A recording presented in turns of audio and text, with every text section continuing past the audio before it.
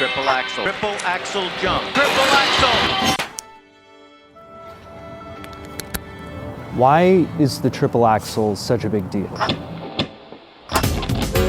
This is 1991, the last year of the Cold War, the year Street Fighter II hit arcades. Mr. Gorbachev, this wall.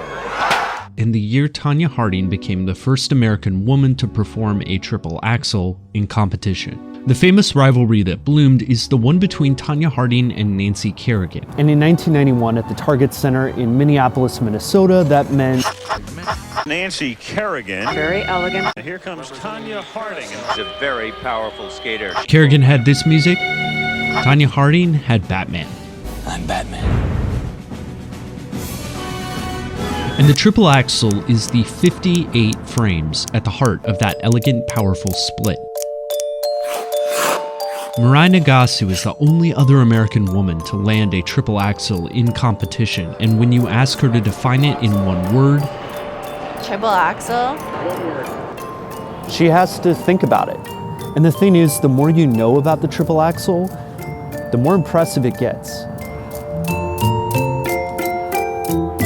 Jump to it, you know you want to do it, jump to it, you know you want to.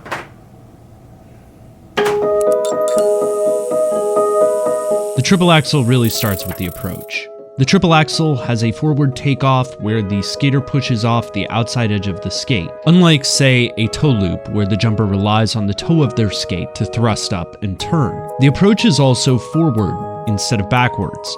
Axels are forward edge jumps, landing backwards on the opposite foot. Because they turn from facing front to facing backwards, it's an extra half rotation without the help of a toe pick.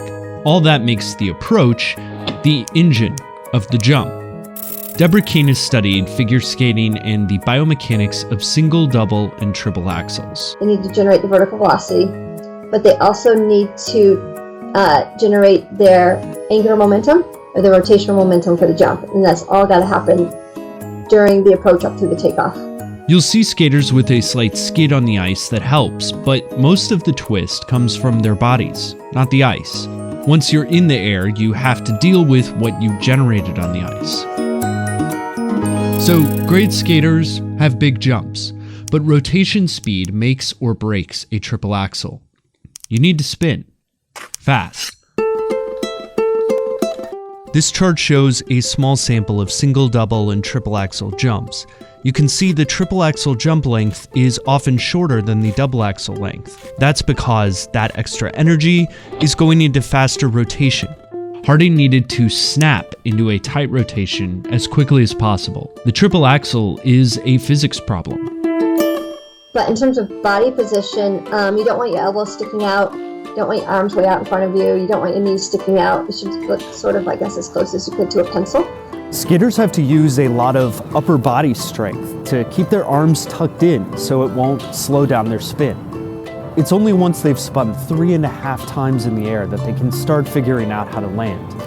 And then their big obstacle is slowing down.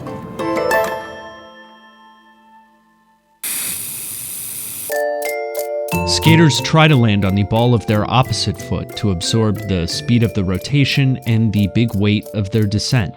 Midori Ito was the first woman to do a triple axel in world competition in the late 80s.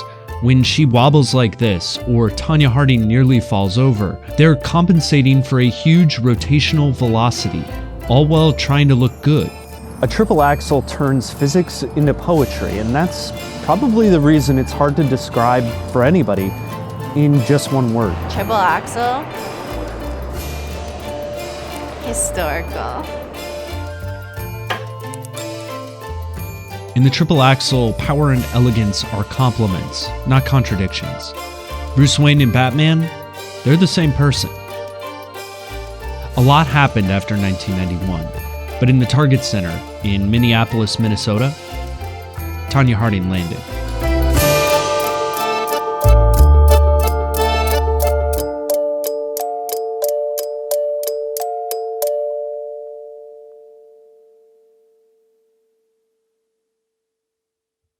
Oh, the Zamboni's coming out. It's gonna be loud.